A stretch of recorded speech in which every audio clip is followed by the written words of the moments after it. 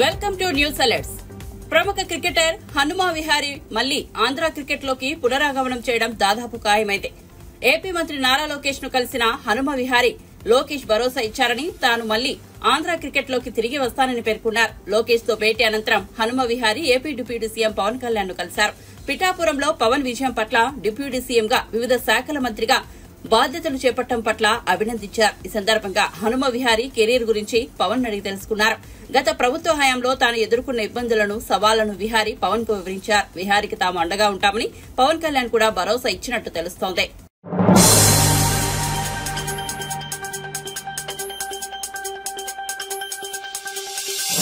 సార్వత్రిక ఎన్నికల్లో 2 చోట్ల విజయం సాధించిన కాంగ్రెస్ అగ్రనేత రాహుల్ గాంధీ లోక్సభలో కూటమి తరపున విపక్ష నేతగా ఎన్నికయ్యారు. ఏఐసీసీ చీఫ్ మల్లికార్జున ఖర్గే నివాసంలో ఇండియా కూటమి భాగస్వామ్య పక్షాల ఫ్లోర్ లీడర్లు సమావేశమయ్యారు. వారందరూ లోక్సభలో విపక్ష నేతగా రాహుల్ కు మద్దతు తెలిపారు. ఈ మేరకు కాంగ్రెస్ పార్టీ జాతీయ ప్రధాన కార్యదర్శి కేసీ వేణుగోపాల్ వెల్లడించారు. కూటమిలోని భాగస్వామ్యాల పక్షాల నేతలందరూ లోక్సభలో విపక్ష నేతగా రాహుల్ గాంధీని బలపరిచారని తెలిపారు. Honorable CPP Chairperson wrote a letter to the pro-time Speaker Bhartwari Mahtab informing the decision of appointment of Rahul Gandhi as the leader of opposition in the Lok Sabha. Other office bearers will be decided later. That's all. Namaskar.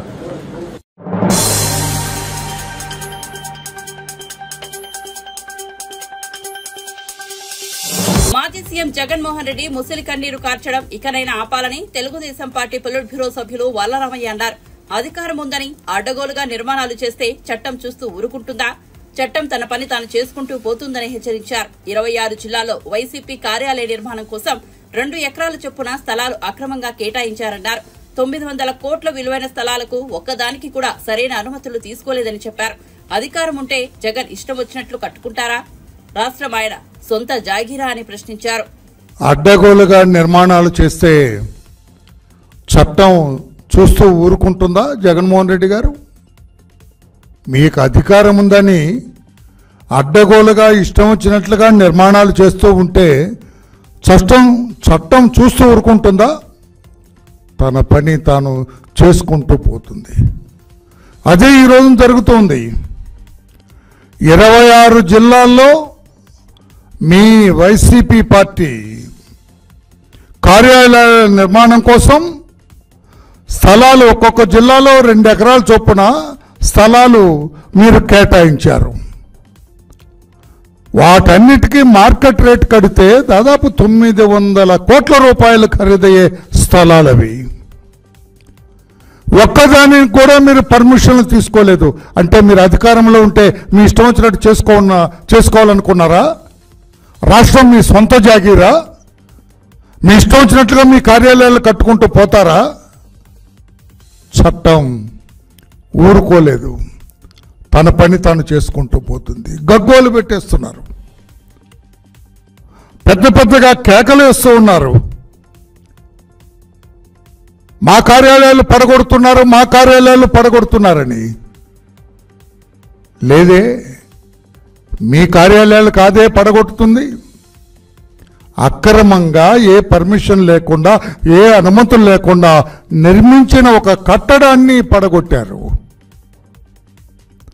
పైగా దానికి మీరు గగ్గోలు పెడతారు, దయ్యాలు వేదాలు వల్లించినట్లు. అసలు ఈ పడగొట్టడానికి, ఈ విధ్వంసానికి కారకులు మీరు. 10 మందికి ఉపయోగపడే ప్రజావేదికను కూలగొట్టింది మీరు.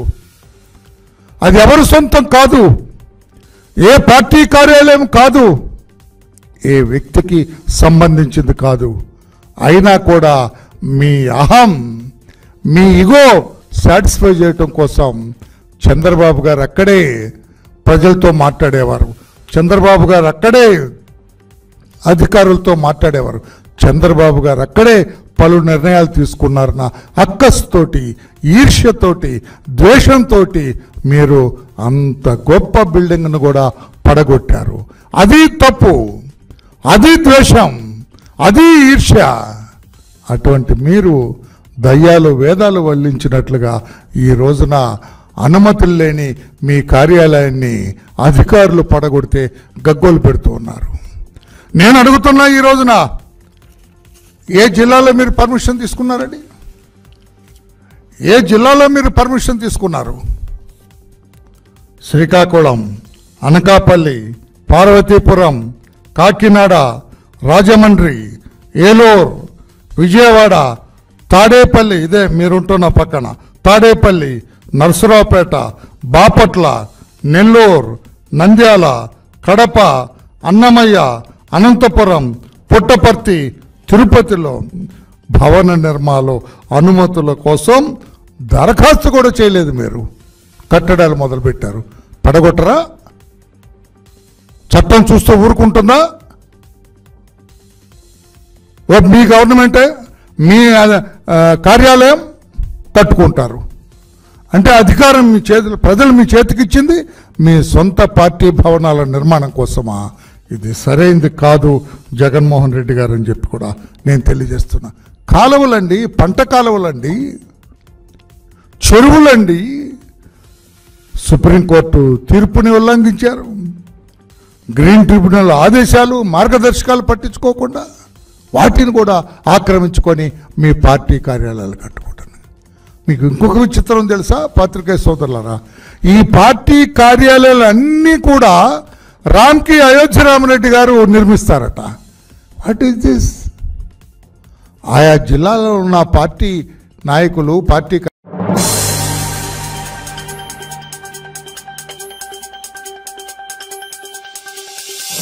మాజీ సీఎం జగన్ 986 మందితో రాష్ట్రపతి, ప్రధానిని మించిపోయేలా భద్రత ఏర్పాటు చేసుకున్నారని, రాష్ట్ర వ్యాప్తంగా అక్రమంగా వైసీపీ పార్టీ కార్యాలయాలు నిర్మిస్తున్నారని, వైసీపీని కాంగ్రెస్ లో విలీనం చేస్తున్నారని డీకే శివకుమార్ తో మాట్లాడారంటూ వస్తున్న విమర్శలు, మీడియా కథనాలపై మాజీ మంత్రి పేర్ని నాని ఘాటుగా స్పందించారు. జగన్ పై వచ్చిన ప్రతి ఆరోపణకు పేర్ని నాని కౌంటర్ ఇచ్చారు. ఏపీలో ఫేక్ న్యూస్ ఫ్యాక్టరీలు తమ పని తాము చేసుకున్నాయని, తప్పుడు వార్తలు రాస్తూ తమ మానసిక నైజాన్ని చాటుకుంటున్నాయని విమర్శించారు. జగన్ ముఖ్యమంత్రిగా ఉన్నప్పుడు 986 మందితో భద్రత ఏర్పాటు చేసుకున్నారన్నది కూడా తప్పుడు కథనమేనని కొట్టిపారేశారు. రివ్యూ పేరుతో మూసేశారు కదా, అప్పుడు మీకు తెలియలేదా? ఏమండి, TV5 వారు అట్లాగే ABN వారు, మరి చంద్రబాబు నాయుడు గారి ఇంటి ముందు అంటే కరకట ఇల్లు అయింది చంద్రబాబు నాయుడు గారిది కాదు, ఆయన నివాసం ఉండేటువంటి ఇంటి రోడ్డు, ఆ రోడ్డు 13 కిలోమీటర్లు జడ్జి గారు, హైకోర్టు జడ్జీలు తప్పితే ఎవరిని వెళ్ళలేదు పరిస్థితే కదా. మరి సీఎం సెక్యూరిటీ ఉన్నప్పుడు ఆ రోడ్డు, సీఎం కాపురం ఉంటున్నప్పుడు సీఎం సెక్యూరిటీ రివ్యూలో ఏ రోడ్డు బ్లాక్ చేస్తే ఆ రోడ్డు బ్లాక్ చేస్తారు. మరి చంద్రబాబు నాయుడు గారికి ఎందుకు బ్లాక్ చేశారు? బ్లాక్ చేశారు కదా. వీళ్ళెళ్ళి ఆ TV5 ఛానల్లో ABN ఆంధ్రజ్యోతి చెప్తాడు, ఇన్నాళ్ళకి మా స్వేచ్ఛ వచ్చింది, మా రోడ్డు మాకు వచ్చేసింది. మరి అక్కడ పోలీస్ గార్డు ఎందుకు తీయలేదు? ఎందుకు తీయలేదు? జగన్మోహన్ రెడ్డి గారి ఇంటి దగ్గర పోలీస్ గార్డు ఎందుకు తీయలేదు? సన్ను మొదట్లో గార్డు తీసేయాలి కదా. ఎందుకంటే సెక్యూరిటీ రివ్యూ మీటింగ్ జరగలేదు. మీరు అనామతిగా రూల్స్కి విరుద్ధంగా సెక్యూరిటీ రివ్యూ జరగకుండానే మీరు సొంతంగా అధికారాన్ని అడ్డగోలుగా ఉపయోగించి జనాలను వెళ్ళిపోనిమ్మని చెప్పని బెదిరించారు. కాబట్టి జనాలు తీసుకొచ్చారు, టీవీ ఛానల్స్ వచ్చినాయి. ఇవాళ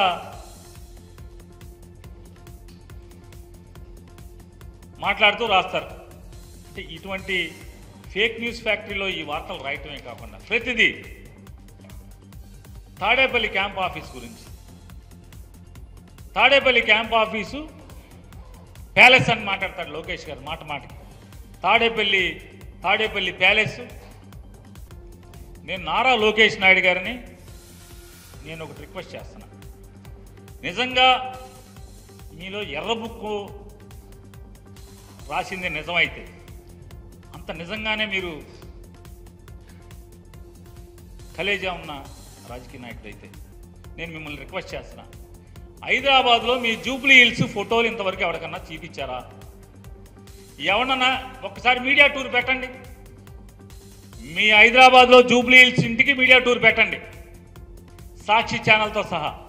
అలాగే జగన్మోహన్ రెడ్డి గారి ఇంటికి కూడా మీడియా టూర్ పెడదాం, లేదా ఒక రిటైర్డ్ జడ్జితో వాల్యుయేషన్ కట్టిద్దాం, ఒక టీం వేద్దాం, ఒక ఒక టీంని వేద్దాం, గవర్నమెంట్ నుంచి ఒక టీం వేయండి. మీ ఇంటి ఖరీదు, మీ ఇంటి బయట గోడల ఖరీదు, మీ ఇంటి గోడలు ఎంత ఎత్తున్నాయి, మీ ఇల్లు ఎంత విశాలంగా ఉంది, ఎన్ని వేల చదరపు అడుగుల్లో హైదరాబాద్లో జూబ్లీ హిల్స్లో ఈ గడిచిన 2000 ఓడిపోయిన కాంచి 2019 నుంచి 24 దాకా మీరు, మీ నాన్నగారు, మీ అమ్మగారు, మీ శ్రీమతి గారు, మీ అబ్బాయి గారు కాపురం ఉన్నటువంటి ఇల్లు విలువెంత, ఇంట్లో వాడిన రాయి ఏంటి, జగన్మోహన్ రెడ్డి గారి ఇంట్లో వాడిన రాయి ఏంటి, దాని విలువెంత, దీని విలువెంత, జగన్మోహన్ రెడ్డి గారి ఇంట్లో బాత్రూముల్లో కానీ లేకపోతే ఆయన ఇంట్లో కానీ వాడుకునే సామాను విలువెంత, మీ ఇంట్లో సామాను విలువెంత, జగన్మోహన్ రెడ్డి గారి ఇంట్లో సోఫాలు ఖరీదెంత, మీ ఇంట్లో మీరు వాడుతున్న సోఫాలు ఖరీదెంత, ఆడిట్ చేద్దాం రండి.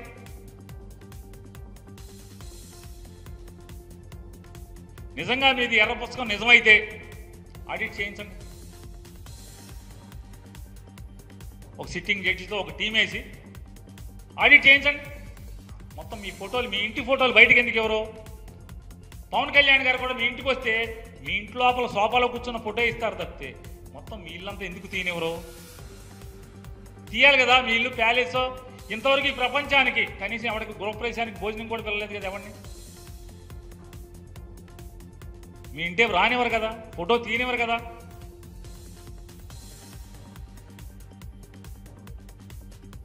ఈ రకమైనటువంటి మీరేమో రాజమహల్లో ఉంటారు, మీరు ఎన్టీ రామారావు గారు మనవడ పని పేరు మీద రామారావు గారిని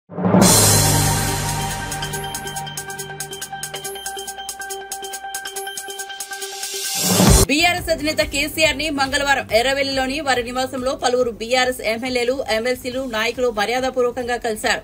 ఎమ్మెల్యేలు హరీష్ రావు, వేముల ప్రశాంత్ రెడ్డి, కేపీ వివేకానంద, అరకెపూడి గాంధీ, మాగంటి గోపీనాథ్, మాధవరం కృష్ణారావు, ముఠా గోపాల్, ప్రకాష్ గౌడ్, ఎమ్మెల్సీలు షేరి సుభాష్ రెడ్డి, దండే విఠల్, మాజీ ఎమ్మెల్యే జోగు రామన్న, పార్టీ నాయకులు క్యామ మల్లేష్, రావుల శ్రీధర్ రెడ్డి తదితరులు అధినేత కేసీఆర్ ను కలిసిన వారిలో ఉన్నారు.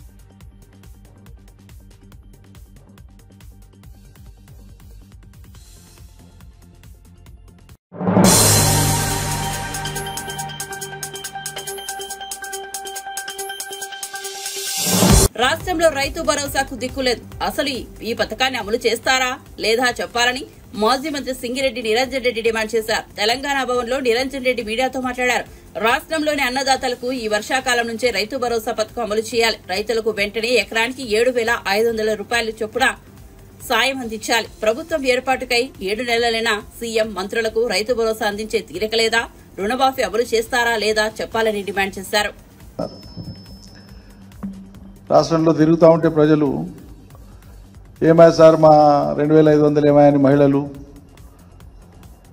ఏప్రిల్ మేబీ రెగ్యులర్గా వచ్చే పెన్షన్లే రాలేదు సార్, ఎప్పుడు ఇస్తారని. ఏప్రిల్ మేలో ఇచ్చే పెన్షన్స్, ఆసరా పెన్షన్స్ ఇవ్వలే రాష్ట్రంలో.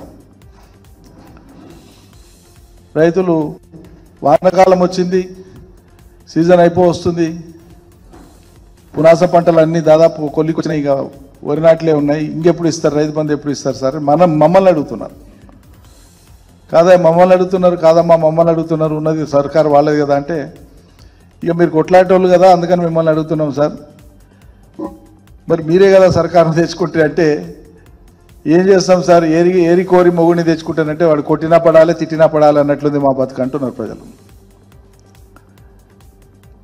అట్లా రైతు భరోసా వాళ్ళు చెప్పినటువంటిది దేవుడు ఎరుగు. పాత రైతు బంధు కింద ఇచ్చేటువంటి డబ్బులే ఇస్తలేదు సర్కార్, కుంటి సాకులు చెప్తా ఉంది. నేను మొన్న కూడా చెప్పిన, దాని పేరు మీద దీని పేరు మీద మేము విచారణ చేస్తాం, లేకుంటే ఇంకా వివరాలు సేకరిస్తాం, లేకుంటే అందరి అభిప్రాయాలు తీసుకుంటాం. ఇట్లా ఈ రకమైనటువంటి చర్చ చేసుకుంటా దీన్ని వాయిదా వేసుకుంటా పోతున్నారు. రుణమాఫీకి సంబంధించి మళ్ళొకసారి నేను ఇవాళ మళ్ళీ చెప్తున్నాను, ప్రజల దృష్టికి తీసుకొని వస్తున్నాను, ఈ ప్రభుత్వాన్ని కూడా హెచ్చరిస్తున్నాం.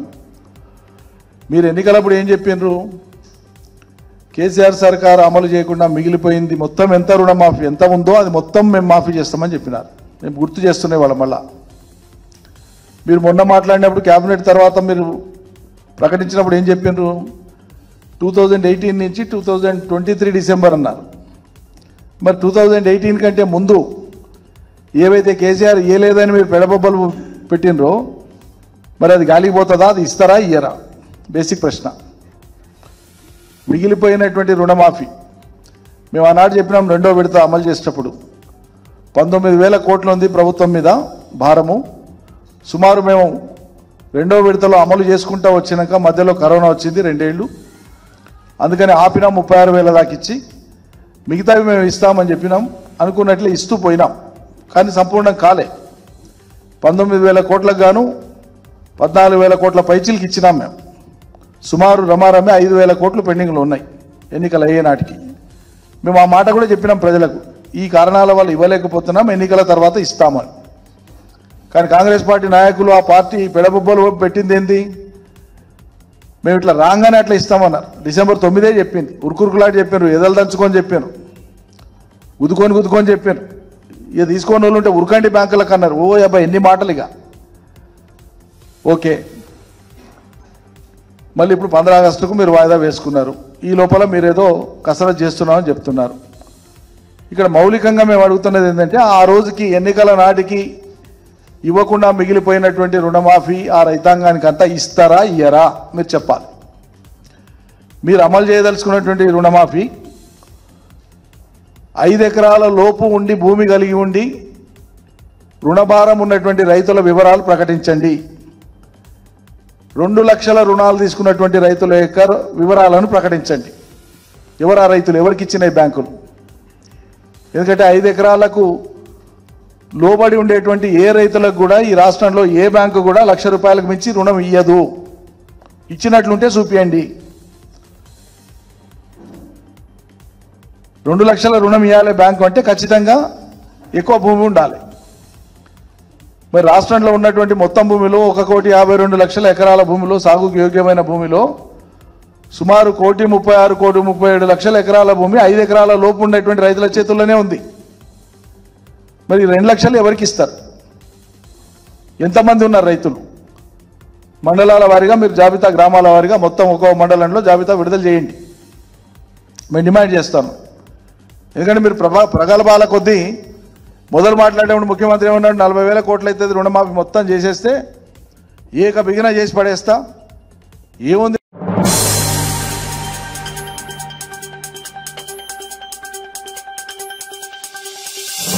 డిప్యూటీ సీఎం పవన్ కళ్యాణ్ ప్రజలకు మరింత చేరువయ్యేందుకు ప్రజల నుండి సలహాలు, సూచనలు తీసుకోవాలని అనుకుంటున్నాడు. దీనికోసం క్యూఆర్ కోడ్ ద్వారా తన శాఖలపై ప్రజల సలహాలు, సూచనలు ఇవ్వొచ్చని జనసేన పార్టీ నుండి తెలిపారు.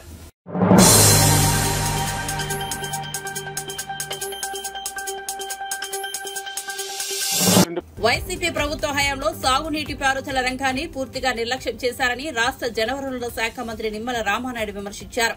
వ్యవసాయానికి సంబంధించి సాగునీటికి సమస్యలు రాకుండా పంట కాల్వల ద్వారా కిందకి చివరి ఎకరాకు కూడా నీరందేలా చర్యలు తీసుకోవాలని ఆయన ఆదేశించారు. మంగళవారం రాష్ట్ర సచివాలయంలోని తన ఛాంబర్ నుంచి జిల్లాలోని జలవనరుల శాఖ అధికారులతో వీడియో కాన్ఫరెన్స్ నిర్వహించారు. అనంతరం మంత్రి మాట్లాడుతూ ప్రస్తుతం వర్షాకాలంలో ముంపు సమస్య రాకుండా యుద్ద ప్రాతిపదికన చర్యలు తీసుకోవాలన్నారు. కాలువలు, డ్రైన్లను 10 రోజుల్లో పూర్తిగా ప్రక్షాళన చేయాలన్నారు. అటువంటివి ఏవైనా ప్రమాదభరితంగా గేట్లు కానీ, ఏదైతే లాకులు కానీ, షట్టర్స్ కానీ ఉంటే అవి కూడా మరి యుద్ధ ప్రాతిపదికన బాగు చేసేటువంటి విధంలో వాటికి కూడా ఎస్టిమేట్ చేయమని అధికారులకు కూడా మరి ఆదేశించడం జరిగిందనే విషయాన్ని కూడా ఈ సందర్భంగా తెలియజేసుకుంటూ, అదేవిధంగా ఏదైతే ఇది ఫ్లడ్ టైం కాబట్టి గత 4-5 సంవత్సరాలుగా ఏదైతే ఫ్లడ్ బ్యాంక్స్, ఏటుగట్ల నిర్వహణ కూడా గాలికి వదిలేసింది ప్రభుత్వం. దానివల్ల మొన్న వరదలు వచ్చినప్పుడు ప్రత్యక్షంగా నేను కూడా చూసాం. ఏదైతే ఆ ఏటుగట్ల సంరక్షణ అనేది మేము స్వచ్ఛందంగా, అంటే ఎవరైతే యువత అందరూ కూడా రాత్రులు కూడా నిద్ర లేకుండా మేమే శాండ్ తెచ్చుకొని, మేమే ట్రాన్స్పోర్ట్ చేసుకుని, మేమే బ్యాగ్స్లో కట్టి, మేమే ఏటుగట్టును కాపాడుకునేటువంటి పరిస్థితి చూసాం. అటువంటి పరిస్థితి రేపు తలెత్తకుండా అటువంటి ఫ్లడ్ బ్యాంక్స్ని ఇమ్మీడియట్లీ క్లియర్ చేయడానికి కనీసం ఇప్పుడు ఈ రైనీ సీజన్లో చేయకపోయినా నెక్స్ట్ ఈ యొక్క డిసెంబర్, మే ఏదైతే నెక్స్ట్ సీజన్ ఏదైతుందో అప్పటికైనా పటిష్టం చేసుకోవడానికి ఇప్పటి నుంచే దానికి ఎస్టిమేషన్ చేసుకుని అవి కూడా టెండర్స్ పెట్టుకుని కనీసం నెక్స్ట్ సీజన్కైనా సరే ఆ ఏటుగట్లన్నింటినీ కూడా మనం స్ట్రెంగ్తన్ చేసుకోవాలి. ఎక్కడైతే వీక్గా ఉన్నాయో బండ్స్ ఎక్కడైతే వీక్గా ఉన్నాయో అవి ఒకటి డైరెక్షన్ ఇవ్వడం జరిగింది. అదేవిధంగా ఏదైతే ఇప్పుడు మనకు ఫ్లడ్స్ వచ్చిన టైం కాబట్టి దానికి ప్రికాషనరీ, ఎందుకంటే గత ప్రభుత్వాలు ఎప్పుడైనా ఫ్లడ్స్ వస్తున్నప్పుడు దానికి సంబంధించినటువంటి సరివు బాధలు కానీ లేదా శాండ్ బ్యాగ్స్ కానీ దానికి సంబంధించిన మెటీరియల్ అంతా కూడా ముందే ప్రొక్యూర్మెంట్ చేసి దాన్ని రిజర్వ్ చేసుకుంటాం. కానీ జగన్మోహన్ రెడ్డి గారి ప్రభుత్వంలో ఎక్కడ కూడా అటువంటి పరిస్థితులు లేవు. అటువంటివన్నీ కూడా గాలి కుదిలేసినటువంటి పరిస్థితులు. అంచేతే ఇప్పుడైనా సరే ఇమ్మీడియట్లీ ఏదైతే ఫ్లడ్కి సంబంధించి ఎక్కడెక్కడైతే ఎఫెక్టెడ్ ఏరియాస్ ఎక్కడైతే ఉన్నో దానికి కావాల్సినటువంటి ఏదైతే మెటీరియల్ కావాలో అదంతా కూడా ఇమ్మీడియట్లీ అది కూడా ప్రొక్యూర్మెంట్ చేసుకోవడానికి అది కూడా ఎస్టిమేషన్లు వేసుకుని ఈ రకంగా ఈ వీడు, ఈ డీసిల్టింగు, ఈ షట్టర్స్, లాక్స్, వీటి మరమ్మతులు, అదేవిధంగా ఏదైతే ఈ యొక్క ప్రికాషన్స్ సంబంధించినవన్నీ కూడా ఎస్టిమేషన్లు వేసుకుని 4-5 days వర్క్ చేసి రేపు మండే సోమవారం మళ్ళీ ఒక రివ్యూ మీటింగ్ పెట్టుకుంటాం. అంచేత సోమవారం జరిగేటువంటి రివ్యూ మీటింగ్కి అందరూ కూడా ఆ ఎస్టిమేషన్ అన్నీ కూడా సిద్ధపరుచుకుని తీసుకురావాలని చెప్పేసి ఈరోజు ఈ మీటింగ్లో అందరికి కూడా చెప్పడం జరిగిందని చెప్పి మీ ద్వారా తెలియజేసుకుంటూ, ఎందుకంటే సాగునీటి వ్యవస్థ అన్న ఇరిగేషన్ ఏదైతే ప్రాజెక్టులు కానీ ఇవన్నీ కూడా మొదటి నుంచి కూడా ప్రాధాన్యత తెలుగుదేశం ప్రభుత్వానికి.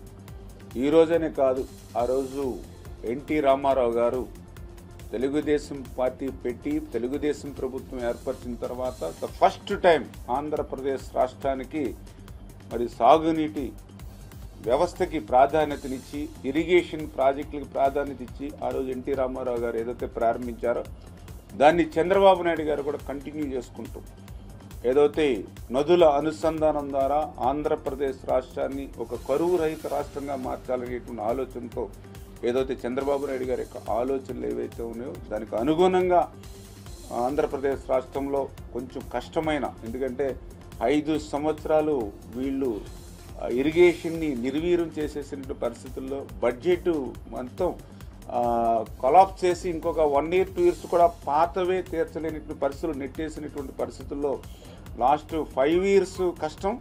మళ్ళీ ఇప్పుడు మనం ఈ 5 yearsలో చేయవలసిన పనులు అంటే మాకు 5 సంవత్సరాల డ్యూరేషన్ ఉంది, కానీ పని చేయవలసింది మాత్రం 10 సంవత్సరాల పని ఉంది. అదే నేను ఈరోజు అధికారులకు కూడా చెప్పి ఇది ఒక యజ్ఞంలాగా మనందరం కూడా కలిసి పనిచేస్తేనే ఇది నెరవేరుతుంది. అన్నదాతకి సేవ చేసి అన్నదాతకి రుణం తీర్చుకునేటువంటి అవకాశం ఇరిగేషన్ డిపార్ట్మెంటు మనకే ఉంది. కాబట్టి దయ ఉంచి ఆ కోణంలో అందరం కూడా ఒక టీముగా కలిసి పనిచేసి